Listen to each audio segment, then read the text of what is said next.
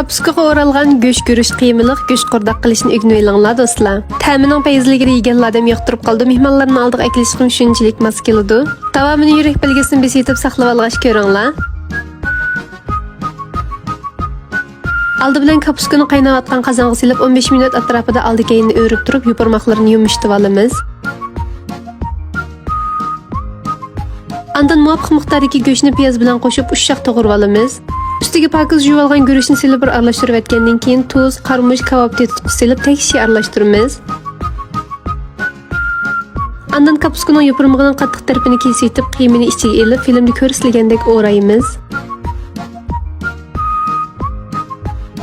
Hemen o'rab bo'lgandan keyin jimbilda 10 minut kuchli o'tda qaynatib, go'shtni sal pishirib olamiz. Andan so'ng piyoz, samsa, xushbaraq mo'go, qizilmuch hamda ko'k piyozlarni to'g'rab olamiz.